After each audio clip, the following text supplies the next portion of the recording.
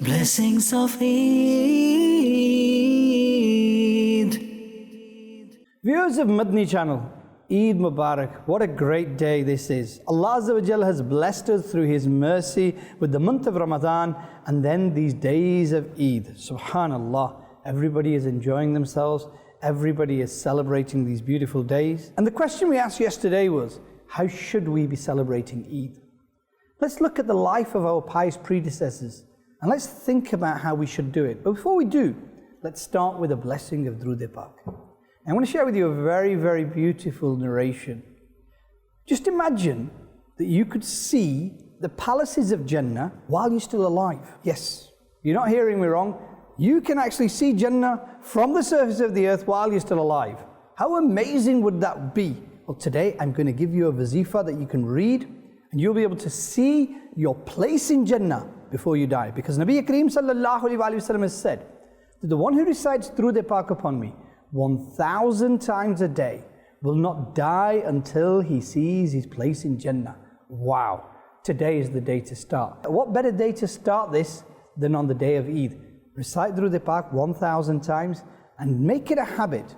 And inshallah, before you die, the Creator of the heavens and the earth, through the blessings of His beloved Habib sallallahu alaihi wasallam, will show you Jannah before you die. Sallu ala al-Habib sallallahu ta'ala ala Muhammad sallallahu alaihi wasallam. So how should we be spending Eid day? Obviously, we're going to go to mosque and read Eid namaz like we've probably already done. Then we're going to sit down with family and we're going to eat. But how are we going to eat? We're going to eat in the Sunnah way. We're going to thank Allah Azza wa Jal for His blessings. We're going to start with Bismillahir Rahmanir Rahim. We're going to make sure that we don't do anything that disobeys Allah Azza wa Jal. What about our spirituality though? How is that going to be changed? You know, outside we'll put on the new clothes. But what about the inside? Does that remain as it was? Or has Ramzan changed it? And if it has, are we going to change it back? Or are we going to keep it? Because if we've achieved something, you always want to treasure it. You always want to keep it. Let's look at how our pious predecessors had their Eid. Hazrat Sayyidina Umar Farooq radiyallahu ta'ala anhu, people were coming past his house. They went to his door to meet and greet him, and they could hear sounds of crying. When they opened the door and entered, they asked him surprisingly, Amir al-Mu'mineen, it's Eid day, you're crying? And he said, I don't know what day this is. Oh people, this is the day of Eid celebrations, but it is also the day of warning. Because what if your deeds aren't accepted in the court of Allah Azza wa Jal, and you're still celebrating? What do you do then?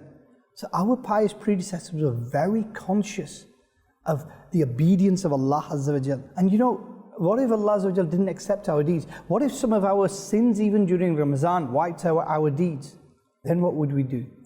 This is why our pious predecessors were always conscious of the bounties of Allah Azza wa Jal, but at the same time the wrath of Allah Azza wa Jal as well. Now on these occasions, yes, no doubt, we should look forward to the mercy of Allah Azza wa Jal. We should look back at our deeds as well.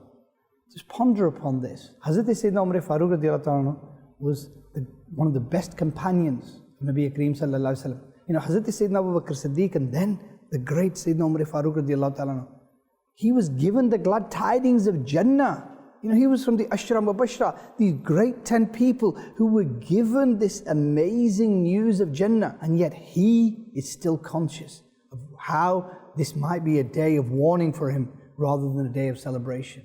How should we mere mortals be when such greats are conscious of this? And this is not just the condition of Sayyidina Umar Farooq radiyallahu ta'ala anhu. Hazrat Sayyidina Umar bin Abdul Aziz radiyallahu ta'ala anhu, he was the same. These people were so conscious that they didn't even get new clothes. They kept their own old clothes. They used to give in the way of Allah Azza wa Jal. Today, on Eid day, we want everything. We're not prepared to give. Eid day is a day of celebration, no doubt. But how do you celebrate? Not by grasping everything and eating every food you can find. Eid day is about controlling what you eat. But as well as that, Eid day is about giving to others, making others feel good, helping others, talking to others, serving your parents, sweet talking your parents. This is what Eid day is all about, making people happy. This is Eid day. Umar bin Abdul Aziz radiyallahu ta'ala anhu used to spend their Eid in a very modest way. Even their children didn't get the clothes because these people didn't used to take much by way of salary, and there was enough just to put food on the table. And yet they could have been the richest of their time. but they chose to be simple and to be moderate for the sake of Allah Azza wa Jal. This is how amazing they were. Do you know how Hazrat Sayyidina Ghaus Azam radiyallahu ta'ala used to celebrate his Eid? Being very conscious of Allah Azza wa Jal, by worshipping Allah Azza wa Jal, and by thanking Allah Azza wa Jal for His great mercies and His great bounty. He would express fear in the court of Allah Azza wa Jal, and he would see Eid as a time of humility. He would see Eid as a time of turning to Allah Azza wa Jal. There was a beautiful couplet that he said, people are saying tomorrow is Eid, and everybody is happy. But the day when I leave this world with my faith, actually that is the day of Eid for me. Why? Because this great Shaykh, Sayyidina Ghaus Azam radiallahu ta'ala knew that the greatest treasure we have is the treasure of Iman, the treasure of belief. And it's securing that and then leaving the world with it. And you know, in that there's a great lesson. That's what Ramadan is for. Ramadan is for you to secure that treasure of Iman. In these stories of our pious predecessors, we learn that the day of Eid is very special. It's not just about wasting it. It's about sticking to what you learnt in Ramadan, but adapting your life around it. You know, in Ramadan we were abstaining from a lot of things. Now is the time to gradually get yourself back into normal life, but maintain that piety. Maintain those things that you've learned during Ramadan.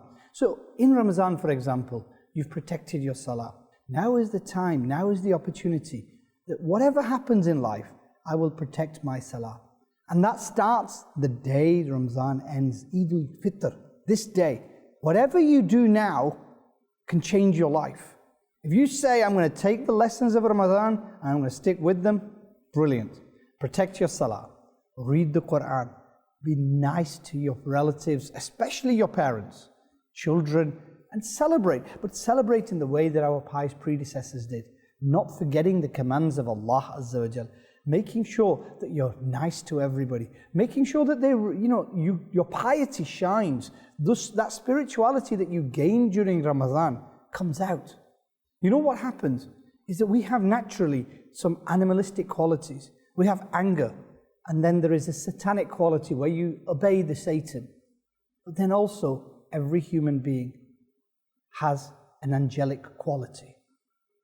And when you suppress your anger, your animalistic desires, and you suppress the desires, the waswasas, the whispers of the shaitan, then the angelic quality shines. Now during Ramadan, because we're being pious, a lot of us develop that angelic quality. It becomes stronger and stronger because we're staying away from sin. Now the key is to maintain that. Maintain it on Eid day, the first day, the second day, the third day, and take it into life with you. This is Eid. Eid needs to be celebrated in accordance with the commands of Allah Azza wa Jal. We stay away from everything that displeases Allah Azza wa Jal. If you've avoided doing wrong during Ramadan, you've got to now avoid it outside Ramadan. That was the whole point. So say, for example, you've got your phone. You used to look at the wrong thing. Now Ramadan has trained you not to look at it. Eid day is the test. The day after is the test. Don't look at the wrong thing. Stick to the right thing. Watch Madani Channel. If you go back into that vicious circle, you'll never break out of it. Ramadan was here to break you out of that vicious circle. It has done. Alhamdulillah, you gave up your dramas, your films and everything else. But don't go back and play into the hands of the shaitan by simply arranging a party on Eid day so you can do everything that you missed in Ramadan, or going to the cinemas or doing the wrong thing. Then you're defeating the purpose of Ramadan and you're not celebrating Eid as it should be celebrated. Eid is a day of thanking Allah Azza wa Jal. And you don't thank Allah Azza wa Jal by committing sins on that day. You thank Allah Azza wa Jal by being grateful in His court, by humbling yourself, by praying, by doing good deeds on that day. Allah Azza wa Jal has given you great rewards. You know, Allah Azza wa Jal said, give in my way. We give our sadqat and our fitrah. You know, and this clears any small mistakes we make in our fasting. What's the point of giving this, trying to get rid of those smaller mistakes that you've made in Ramadan, and then suddenly going out and committing a big sin? It's foolish. Stay away from the sin. Sayyidina Anas bin Malik radiallahu anhu stated that Aka Kareem sallallahu alayhi wa sallam said, man's fast remains suspended, i.e. hanging between the earth and the sky until Sadaqah Fitr is paid. So make sure you do that, and don't take the lowest amount, give a good amount. But as well as that, look at the whole concept. The whole concept is, Ya Allah, the small mistakes I made may be forgiven. The whole concept is giving in the way of Allah Azza wa Jal, to develop piety, humility. And then at the same time, if you go and commit sins on Eid Day, it defeats the purpose. There are many good deeds that we can do on Eid Day. According to one narration, if you recite Subhanallah wa bihamdihi 300 times on Eid Day and then send its reward to the souls of all the deceased Muslims, 1,000 Noor's lights will enter the graves of every Muslim. And then when the reciter dies, 1,000 Noors, 1,000 lights will enter his grave as well. What a great, great deed. How long will it take? A few minutes? 5 minutes maximum? But we'll look at the great rewards. So these are all the things that we can do on Eid Day. One of the favorite that I have though, is try and spend the day reciting through the Pak of Nabi Kareem sallallahu alayhi wa sallam. This is a universal wazifa. Whatever you want, whatever you desire, recite through the Pak thousands of times and then make the supplications in the court of Allah Azza wa Jal. This day of Eid al-Fitr, the mercy of Allah Azza wa Jal is searching out for the Muslims, forgiving them and granting them whatever they want. And if you enhance that by reciting through the Pak of Nabi Kareem sallallahu alayhi wa sallam, then it becomes even better. Subhanallah. Let's make this Eid day a different day. Let's make it a life-changing day. Let's turn to Allah Azza wa Jal. Sallu ala al-Habib sallallahu ta'ala ala Muhammad sallallahu alayhi wa sallam. We love Madani Channel. We love Madani Channel. We love Madani Channel.